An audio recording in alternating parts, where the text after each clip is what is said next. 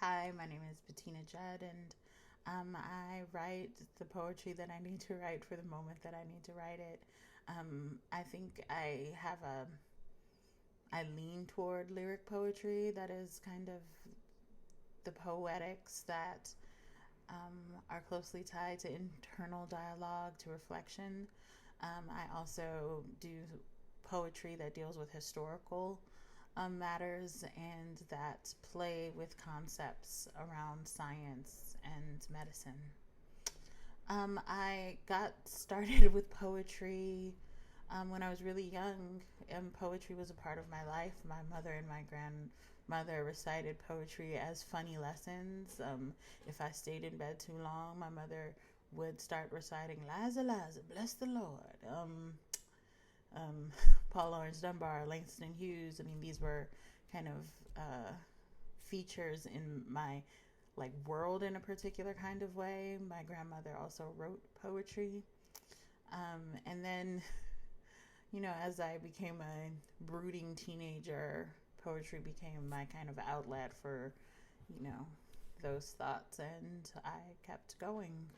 This poem, Mitochondrial Eve Laura, is a poem that I wrote for the event of my grandmother's passing, and for her homegoing services. And I had been, and I'm continuing to write poems, um, reframing and rethinking Mitochondrial Eve and the idea of grandmothers as being this kind of historical memory in the body came up for me in a very visceral way when she passed away in 2016. Mitochondrial Eve, Laura. According to science, grandmothers hold the promise of two generations, her own child and the eggs of her not yet grandchildren, which means that in the late month of 1951 and the earliest months of 1952, you held my mother, who held me, if not as an idea, then a fact.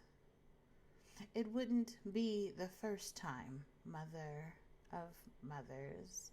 You held a thought before flesh could form it alive. You, poet laureate of my heart, gave me words before I knew sound.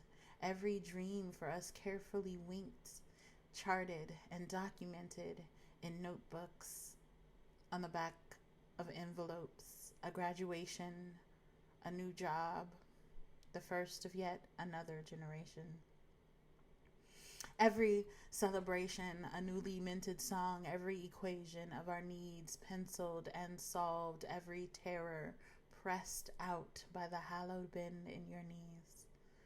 What sliver of paper would hold our day of ghostly hearts? Which one of us will wave goodbye from our earth porch as you sail away from us? We hold to each other feeling for our flesh inheritance, our spirit heirlooms, and come up wanting more than the you in ourselves. According to science, grandmothers carry the promise of two generations, holding and then carefully and firstly breathing, pushing, letting go. The following poem is a introduction to my book, Patient, and it attempts to do this kind of preambulatory work to introduce the fact that what the pages that follow are as much about the past as they are about a present moment, a present ordeal. And it is titled, in 2006, I Had an Ordeal with Medicine.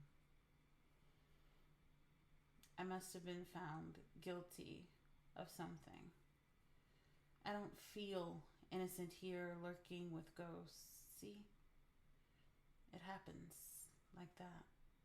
I start at a thought that is quite benign and end up peccant. debased.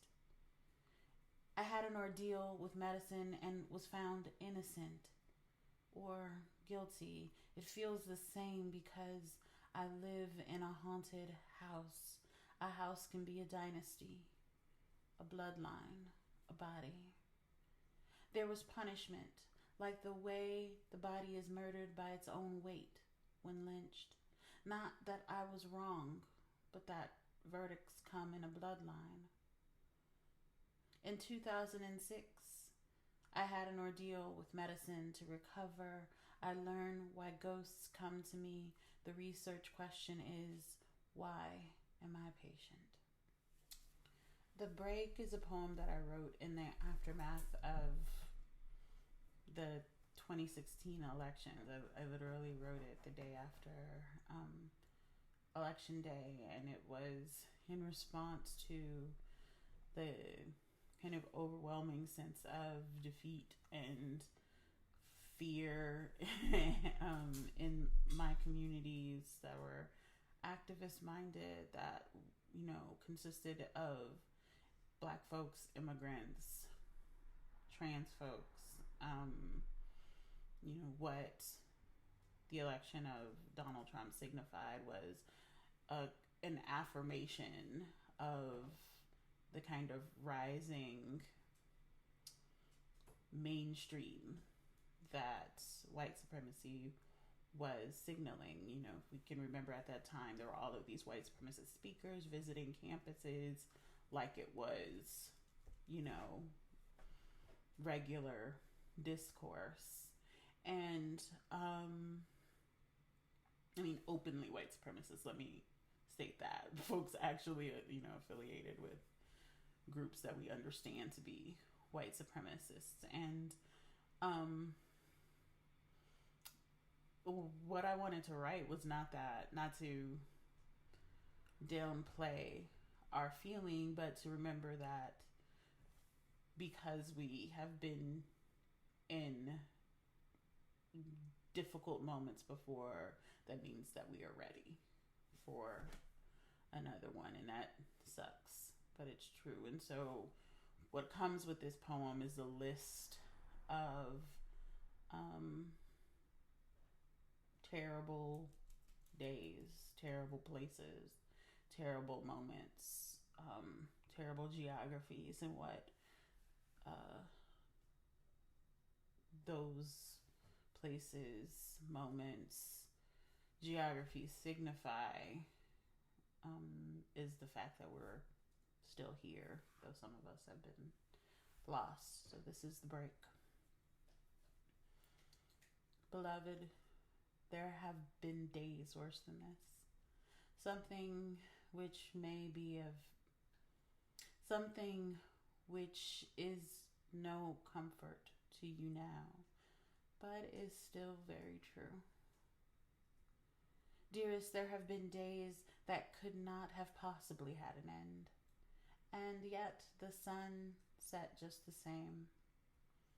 There are nights with no moon, and someone held the promise of you close, even if they didn't know it.